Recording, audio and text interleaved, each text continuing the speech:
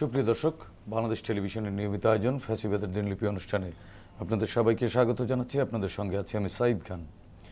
আলোচনার জন্য আমার সঙ্গে আছেন দুজন অতিথি। আমার ডান দিকে আছেন সিনিয়র সাংবাদিক, সাংবাদিকতার শিক্ষক কাজী রৌনক হোসেন। বাম দিকে আছেন বাংলাদেশ জাতীয়তাবাদী যুবদলের সাবেক সহ আন্তর্জাতিক বিষয়ক সম্পাদক এস.এম. জাহাঙ্গীর। শাসকরা যখন জনগণের মৌলিক অধিকার কেড়ে নেয় তখনই ঘটে গণবিপ্লব। 69, 90 এবং 24-এর অভ্যুত্থান তাই বলে। জার্মানির হিটলার, ইতালির মুসোলিনি, জাপানের হিদেকি তোজো, স্পেনের ফ্রান্সিসকো ফ্রাঙ্কো এবং বাংলাদেশের মুজিব ও হাসিনা তার প্রকৃষ্ট উদাহরণ। মানবজাতির ক্যালেন্ডারের পাতাকে রক্তাক্ত করা দেশ বিদেশের এই শাসকরা জেনে গেছে অত্যাচারের ফলাফল কি হয়।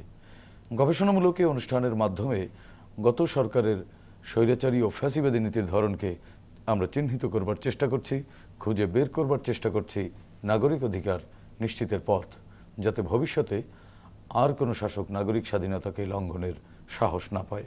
দর্শক, আজ 29 অক্টোবর 2025। ফ্যাসিবাদী হাসিনার শাসনামলে শুধুমাত্র এই দিনটিতে কি কি ঘটেছিল, অতিথিদের সঙ্গে আলোচনার আগে বিভিন্ন গণমাধ্যম থেকে সংগৃহীত কিছু সংবাদের শিরোনাম দেখে আসি। 2009 10 টিভি চ্যানেলের নীতিমালা মানা হয়নি। 2011 সংবাদ সম্মেলনে রজিত মিত্তার, ট্রানজিটে বেশি লাভবান হচ্ছে বাংলাদেশ। 2012 সীমান্ত হত্যায় উদ্বেগ জানিয়েছেন খালেদা জিয়া। 2013 শ্রীনগরে স্কুলে ঢুকে যুবলীগের হামলা, শিক্ষকদের মারধর। 2014 রায়ে গণজাগরণের আনন্দ, হরতাল বিরোধী মিছিলের ঘোষণা। 2015 মাহমুদুর রহমানের বিচার শুরু। 2017 খালেদা জিয়ার গাড়ি বহরে হামলা। 2018 অ্যাম্বুলেন্সেও বাধা, শিশুর মৃত্যু। কর্মবিরতির নামে দেশ জুড়ে পরিবহন শ্রমিকদের নৈরাজ্য।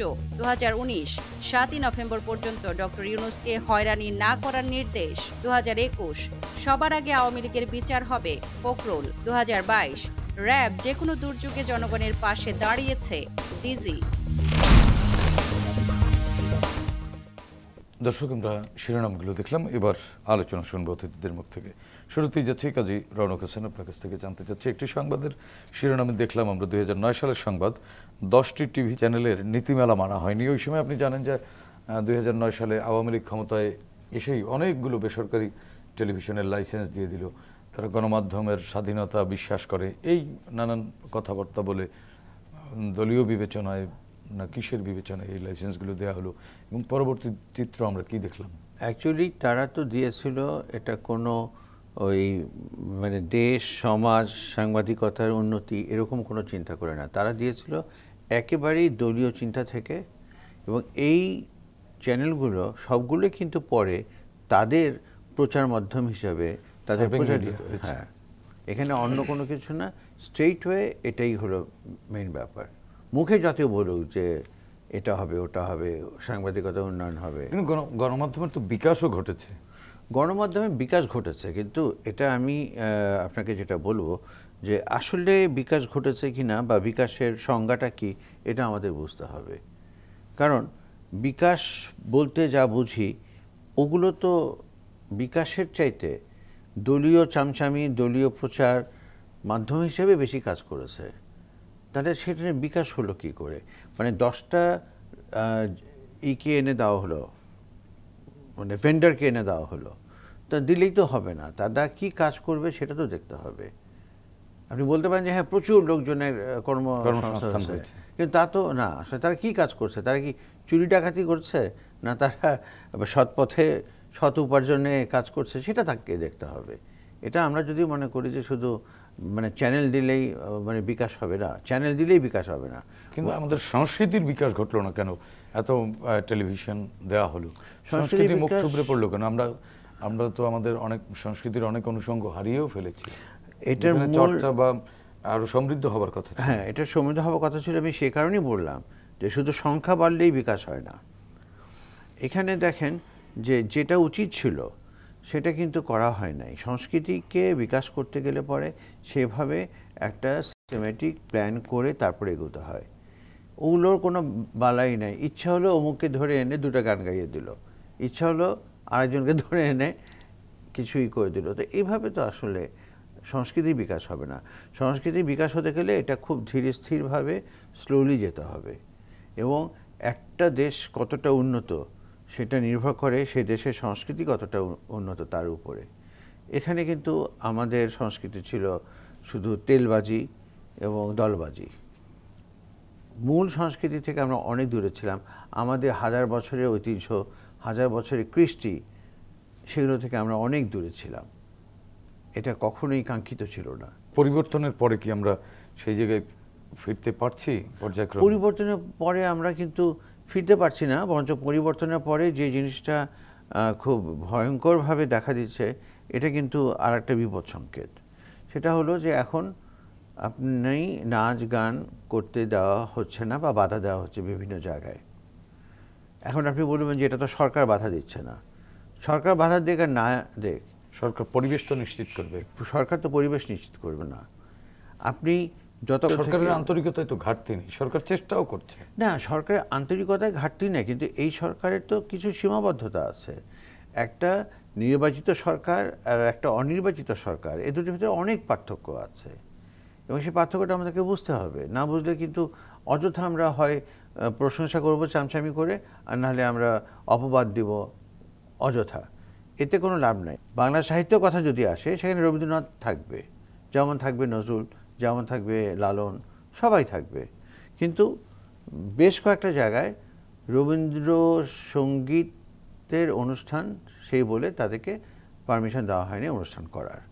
তো এটা কিন্তু ভালো সিম্বল না বা ভালো সাইন না। আমরা রাতারাতি মানে একদম উল্টে যাব, এটা কিন্তু কখনোই হয় না। এই জিনিসটা করার চেষ্টা হচ্ছে বা কেউ কেউ করছে। তারা কতটুকু সাকসেসফুল হবে জানি না। এটা কি তারা বুঝে করছে না না বুঝে করছে, সে বিষয়ে একটু এস এম জাহাঙ্গীর হোসেনের কাছ থেকে জানিয়ে আসি। এই প্রজন্মের নেতা, যেহেতু এই প্রজন্মের ছাত্র নেতৃত্ব থেকে উঠে আসা, একটি দেশের সংস্কৃতি বা শিল্প সংস্কৃতির বিকাশের উপরে সেই জাতি কতটা সমৃদ্ধ সেটি নির্ভর করে। কাজী রওনক হোসেনের কথাটি বললেন, এটি কিন্তু আসলেই অনেক গুরুত্বপূর্ণ খবর। এত গণমাধ্যম দেওয়া হলো, এত গণমাধ্যমের বিকাশ বলা হলো, অবাধ তথ্যের যুগে আমরা প্রবেশ করলাম, অবাধ তথ্যের সরবরাহ নিশ্চিত করার কথা বলা হলো, আদৌ কতটুকু নিশ্চয়তা পেয়েছে মানুষ? ফ্যাসিস্টের সময় গণমাধ্যমের আমি মনে করি বিকাশ ঘটে নাই, গণমাধ্যমের সংখ্যা ঘটেছিল। কীরকম সংখ্যা ঘটেছিল? যে ধরেন ফ্যাসিস্টের কিছু মুখপাত্র হবে, ফ্যাসিস্টের গুণগান গাবে, ফ্যাসিস্ট যা করবে সেটাকে জনগণের সামনে জনগণের কথা না বলে তাদের কথা তুলে ধরবে, এবং জনগণের যে চাওয়া আকাঙ্ক্ষাগুলো সেগুলোকে অবরুদ্ধ করবে। তাই এই জন্যই আমি বলছি যে আসলে ওইটা কোনো গণমাধ্যমের বিকাশ ঘটেনি। গণমাধ্যমের ফ্যাসিস্টদেরকে মুখপাত্র হিসেবে সংখ্যা বাড়িয়ে দিয়েছিল, দিস ইজ ফ্যাক্ট। আর আপনি একটি যে কথাটা বলছেন, দেখেন আমরা বাংলাদেশের এই সংস্কৃতি আমাদের মুরব্বীরা জানবে। আমরা কিন্তু এই জাতির, আমি একটি বই পড়েছিলাম, আমরা এই বাংলাদেশের মানুষ সাবকন্টিনেন্টে অলমোস্ট আমরা 35টা জাতির সংমিশ্রণে। তো এখানে কিন্তু সব ধরনের সংস্কৃতি, সব ধরনের কিছুই থাকবে এবং থাকা উচিত, এটা অতীত থেকেই হয়ে এসছে। এখন উনি যেটা বলছে যে দুই একজন মানুষ হতে পারে, দুই একটি দল হতে পারে, বা একটা গোষ্ঠী বা গোত্র, যেটাই হোক, আমি মনে করি যার যার সংস্কৃতি, যার যার জিনিসগুলো উন্মুক্তভাবে, অবাধভাবে তাদের সেই জিনিসগুলো, সংস্কৃতিগুলো তুলে ধরা উচিত। এখন উনি যেটা বলছে যে ধরেন আমরা আমাদের স্টুডেন্ট লাইফে, আমাদের বয়স এখন 41-40, আমরা নজরুলকে পড়ছি, রবীন্দ্রনাথকে পড়ছি, লালনের গান শুনছি, এখনও শুনি। এখন এটা যদি কেউ কোনো তকমা দিয়ে এটাকে বন্ধ করে দিতে চায় বা বাধা দিতে চায়, তাহলে আমি মনে করব যে আমাদের এই যে বাঙালির যে সংস্কৃতি, আমরা যে প্রগতিশীল যে জায়গাটাতে আমরা করতে, যে আমাদের সবার স্বাধীনতা থাকে। এস এম জাহাঙ্গীর, প্রগতির সংজ্ঞাটা দিবেন কিভাবে আপনি? প্রগতি কি? প্রগতিশীলতা কি? প্রগতিশীলতা হচ্ছে কি, ধরেন আমরা যারা আছি আমাদের জায়গা থেকে, আমাদের সংস্কৃতির জায়গা থেকে সবাইকে অবাধভাবে যার যার সংস্কৃতি পালন করতে দিতে হবে। এটা আমরা একজন নাগরিক হিসেবে আমাদের এটা অধিকার, এবং সেই জায়গায় রাষ্ট্র সেই জায়গা নিশ্চিত করতে হবে। এস এম জাহাঙ্গীর, আরেকটি বিষয় আপনার কাছ থেকে একটু শুনতে চাই। আপনি যেহেতু আন্তর্জাতিক বিষয় নিয়ে কিছু কাজবাজ করেছেন, এখনও করছেন, 2011 সালের একটি সংবাদের শিরোনামে আমরা দেখলাম রাজীব মিত্তার ট্রানজিটে বেশি লাভবান হচ্ছে বাংলাদেশ। ভারতের সাথে বাংলাদেশের যে ট্রানজিট, এই ট্রানজিট বিষয়ে একটু জানতে চাই। একটি গুরুত্বপূর্ণ ইস্যু ছিল এক সময়, বাংলাদেশ সহ সব মানুষের মধ্যে। আমাকে অনেক প্রশ্ন, আমি একটা আর্টিকেলও লিখছিলাম। দেখুন, ট্রানজিট বিষয়ে বাংলাদেশ লাভবান হবে এরকম আমার দৃষ্টিতে হয়নি, কারণ এটার কনসেপ্টই ছিল না যে উইন উইন রিলেশন। সারা পৃথিবীতে একটা ইস্যু আছে, আপনারা জানবেন, চায়নার belt and road initiative. Already সারা পৃথিবী থেকে 79 রাষ্ট্র, এটা ধরেন আরও 20 সালের ডেটা বলতেছি, এটার মধ্যে কানেক্টেড। তাদের কনসেপ্ট ছিল যে উইন উইন রিলেশন। এখন ভিতরে তাদের থাকতে পারে, সেটা ধরেন জিও পলিটিক্স থাকতে পারে, পলিটিক্যাল ইকোনমি থাকতে পারে। এখন যদিও সারা পৃথিবীতে পলিটিক্সের সংখ্যাটা কমে গেছে, সারা পৃথিবী এখন পলিটিক্যাল ইকোনমি হয়ে গেছে। এটা ছিল এক ধরনের বাংলাদেশকে ভোগ করবে, এর ভিতর দিকে সব ধরনের সুযোগ সুবিধা তারা নিবে, তাদের 7 সিস্টারকে তারা এখান থেকে ভিতর দিয়ে ট্রানজিট দিয়ে নিয়ন্ত্রণ করবে, তাদের ব্যবসা বাণিজ্য ইস অ্যান্ড এভরিথিং এখানে করবে। যত অপকর্ম আছে যেটা বাংলাদেশের উপর দিয়ে করবে, বাংলাদেশের জনগণ এটা কি ওইটার শিকার হয়ে যাবে। আমি তো এই যে ট্রানজিটের আমি কোনো বাংলাদেশের জনগণের কোনো উপকারিতা আমি আমার দৃষ্টিতে আমি দেখি না। এখন এসে বাতিল হয়ে যাবে, বাতিল করে দেওয়া উচিত। আমার তো মনে হয় যেটা অলরেডি এই ফ্যাসিস্ট হাসিনার পতনের পরে মনে হয় এটা বাতিল বা অবরুদ্ধ অলরেডি হয়ে গেছে।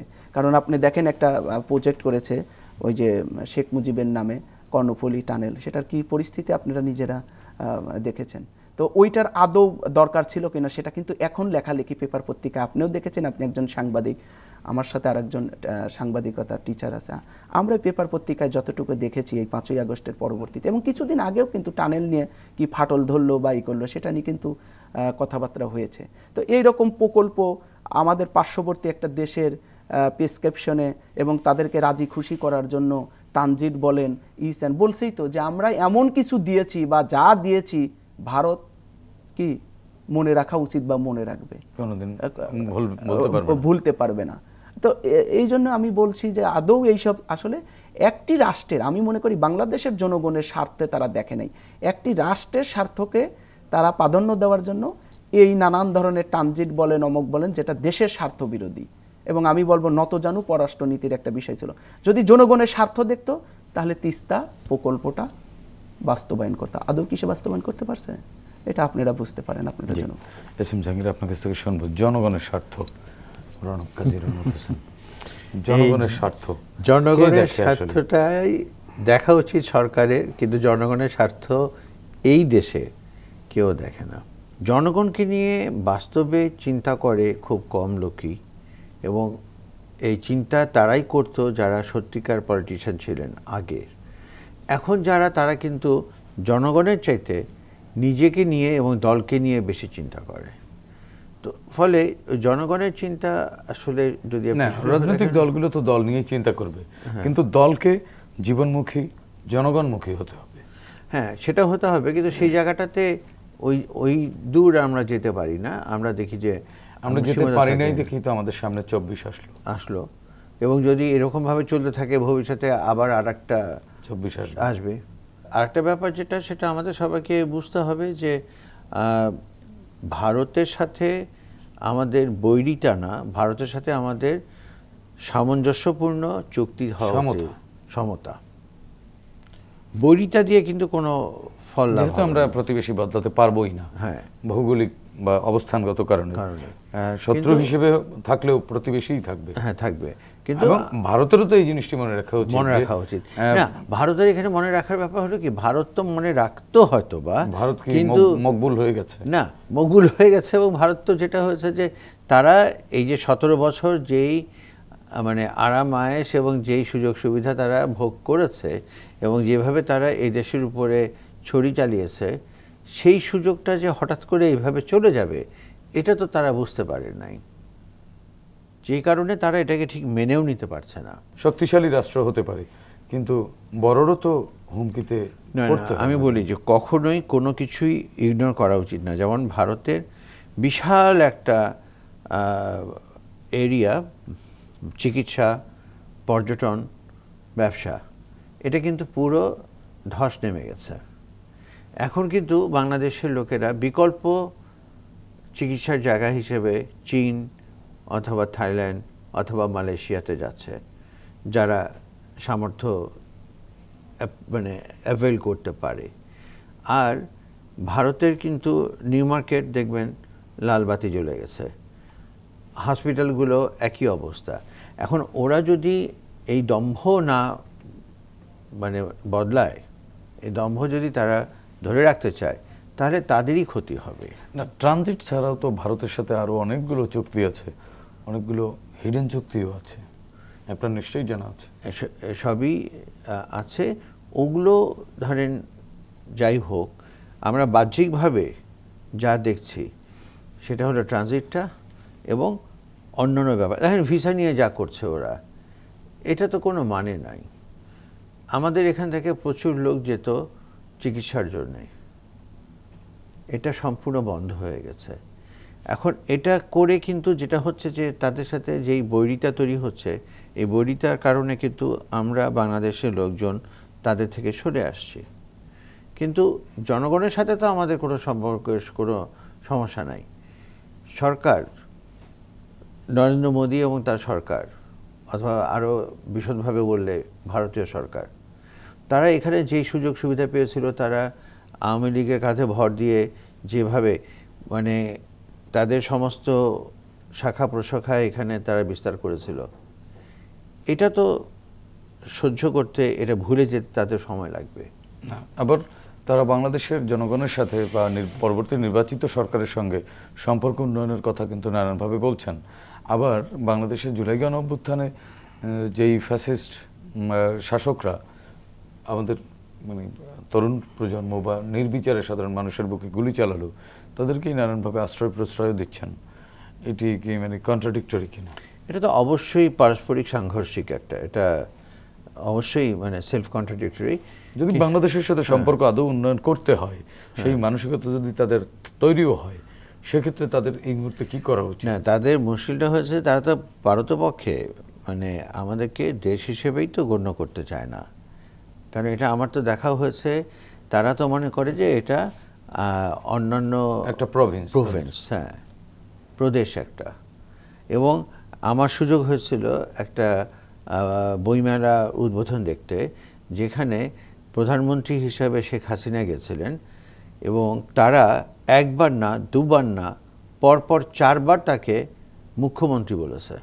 এবং এক পর্যায়ে হাসিনা তাদেরকে বললো যে আমি মুখ্যমন্ত্রী না, আমি প্রধানমন্ত্রী। তার মানে এইখানে যে এই দেশের একটা প্রধানমন্ত্রী হতে পারে, এটাই তো তাদের থিঙ্কিংয়ে নাই।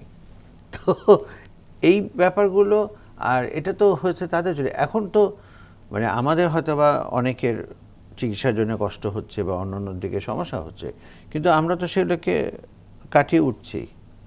আমরা তো ভিন্ন পথ, ভিন্ন দেশ, ভিন্ন জায়গা খুঁজে পাচ্ছি। ওরা যেভাবে চাচ্ছে, এটাতে তাদেরই ক্ষতি হবে বেশি। কারণ হলো যে আমাদের সেই চুক্তিগুলোর কি হবে? চুক্তিগুলোতে আমি মনে করি যে আসলে ধীরে ধীরে এটা নির্বাচিত সরকার ছাড়া সম্ভব হবে না। এটাকে রিভাইজ করা এবং ক্ষেত্র বিশেষে বাতিল করে দেওয়া উচিত।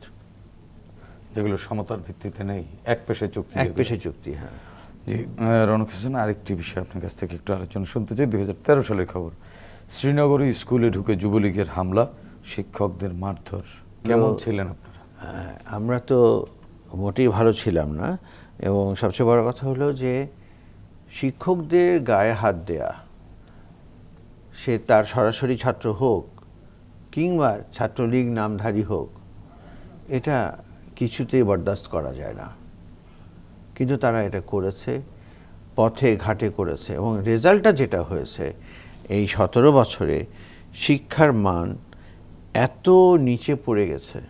এটার জন্য কি শুধু যুবলীগকেই দায়ী করবেন বা ছাত্রলীগকে? যুবলীগকে না, আমি টোটাল শিক্ষকরা দায়ী না? শিক্ষকরাও দায়ী, কারণ শিক্ষকরা আবার তখন ওই যুবলীগের সাথে যে স্লোগান দিয়েছে। কারণ আমরা তো একটি পাবলিক বিশ্ববিদ্যালয়ের ভিসিকে শুনেছি যে আমার এই ভিসির যে যুবলীগের সভাপতির পদ অনেক বেশি সম্মানের মনে করেন, এরকম বলেও ছিলেন প্রকাশ।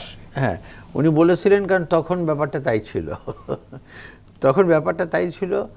আসলে তো যখন একটা সুষ্ঠু ধারা প্রবাহিত হয় তখন একরকম হয়, আর যখন একটা অসুস্থ ধারা প্রবাহিত হয় তখন জিনিসটা থাকে আর এক রকম।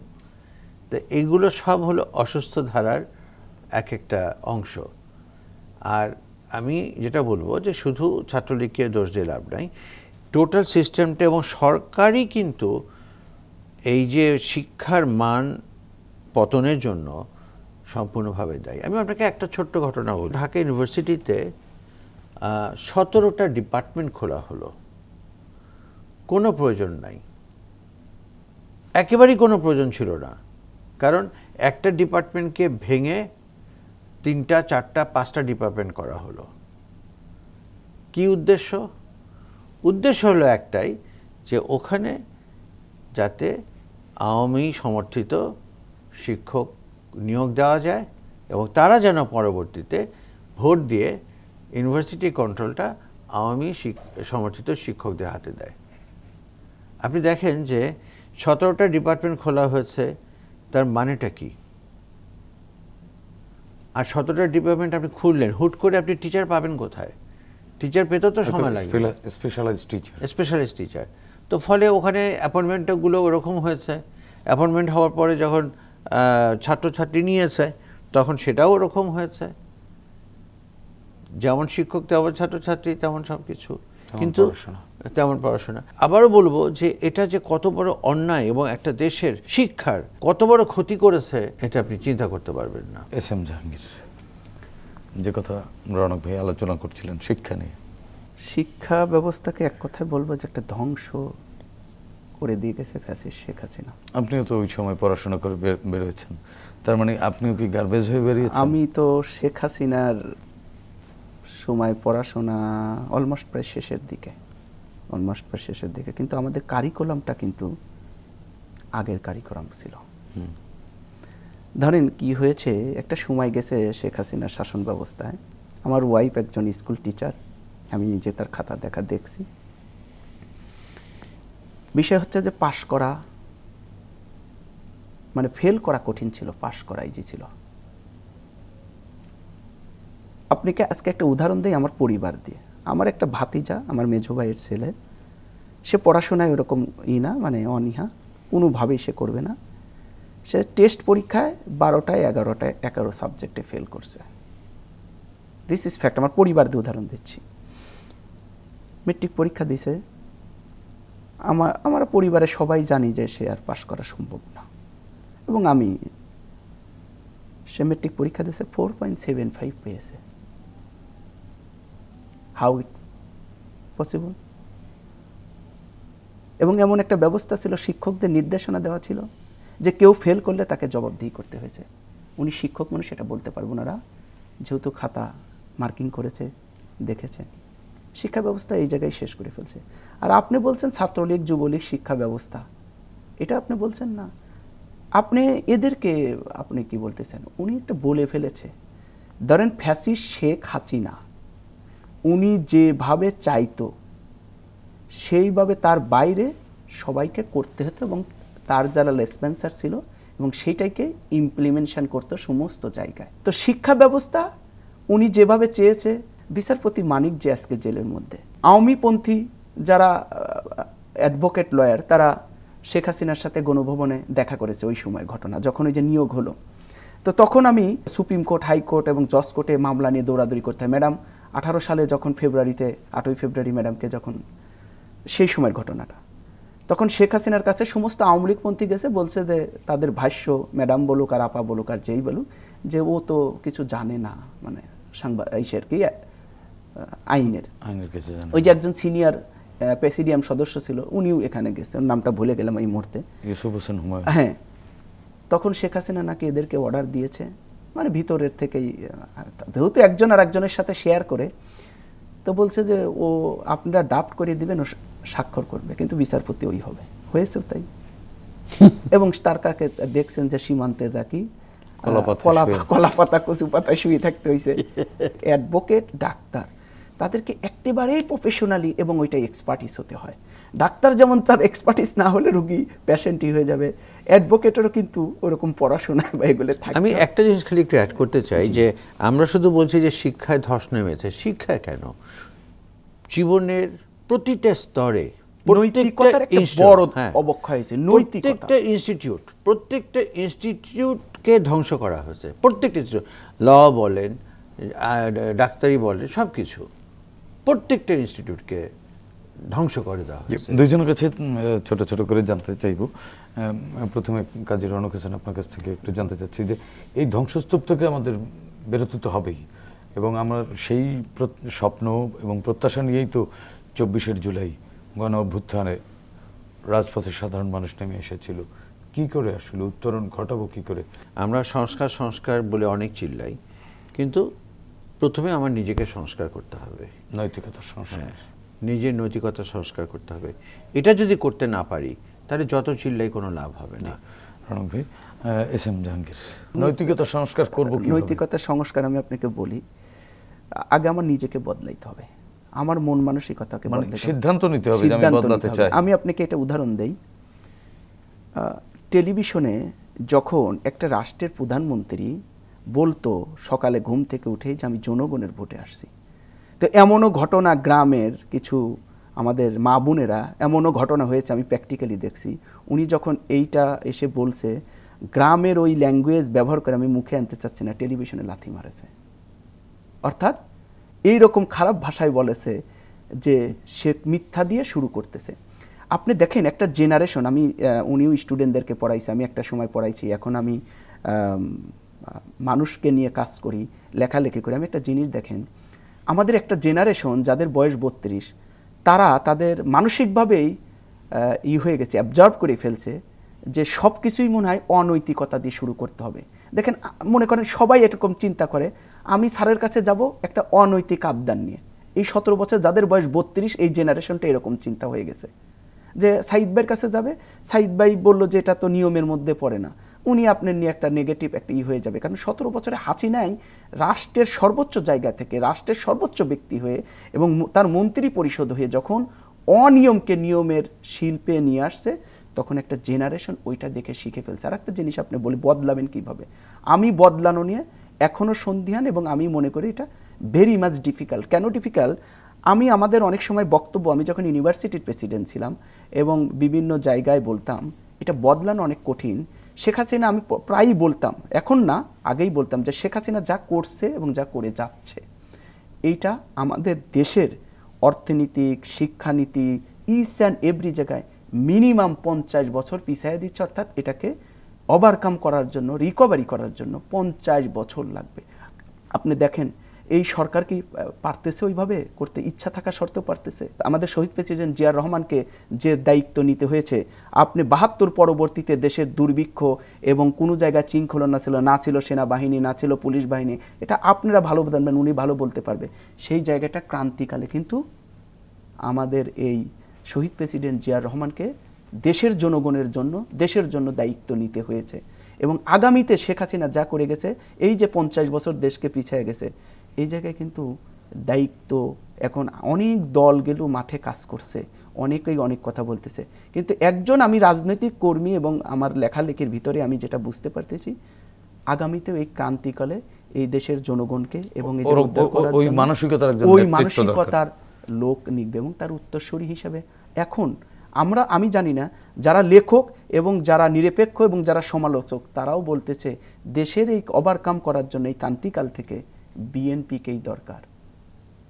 আর এই বিএনপির নেতৃত্ব দিয়েছে, আপনারা সংস্কার বলতেছেন, ওভারকামের পদ্ধতি আমাদের দলের ভারপ্রাপ্ত চেয়ারম্যান 2023 সালেই কিন্তু শেখ হাসিনা যখনও ক্ষমতায় তখনও ক্ষমতায় রাষ্ট্র সংস্কার, এই রাষ্ট্র সংস্কারের সে 31 দফা দিয়েছে, 27 দফা দিয়েছে, এটা কিন্তু বিএনপি দেয়নি, এই দেশের সমস্ত মানুষ, সমস্ত দলের সম্মতিতে। নিশ্চয়ই সময় এবং বাংলাদেশের জনগণ তাদের চাহিদার তাগিদেই অমন নেতৃত্ব বেছে নেবে। এর মধ্যে থেকে শহীদ প্রেসিডেন্ট জিয়াউর রহমানের যে কথা বললেন, ওনার যে মানসিকতা বা আন্তরিকতা সেরকম নেতৃত্ব মানুষ বেছে নেবেন এবং সময় আসলে সময়ের সন্তান হয়ে কেউ না কেউ চলে আসবেন সে প্রত্যাশা এবং সে আশা আমরা রাখি। আপনাকে ধন্যবাদ এস এম জাহাঙ্গীর। ধন্যবাদ সাইদ ধন্যবাদ ভাই, অনেক কাজী গুরুত্বপূর্ণ রৌনক হোসেন, সময় আমাদের। আপনাকেও। প্রিয় দর্শক, 24-এর ছাত্র জনতার গণ অভ্যুত্থান পৃথিবীর ইতিহাসে নতুন পরিচিত করেছে বাংলাদেশকে। জনগণ আসলে শাসকের শোষণ নয়, চাই স্বচ্ছতা ও জবাবদিহিতামূলক রাষ্ট্র ব্যবস্থা, যার মাধ্যমে রাষ্ট্রে তাদের অধিকার নিশ্চিত হবে, প্রজা থেকে হয়ে উঠবেন নাগরিক। আসুন নতুন এই বাংলাদেশকে আমরা নাগরিক বান্ধব হিসেবে গড়ে তুলি, সাধ্যমতো ভূমিকা রাখি দেশ ও জাতি গঠনে। প্রিয় দর্শক, দেখা হবে আগামী পর্বে নতুন অতিথির সঙ্গে। ততক্ষণ পর্যন্ত ভালো থাকুন, সুস্থ থাকুন, বাংলাদেশ টেলিভিশনের সঙ্গেই থাকুন। খোদা হাফেজ।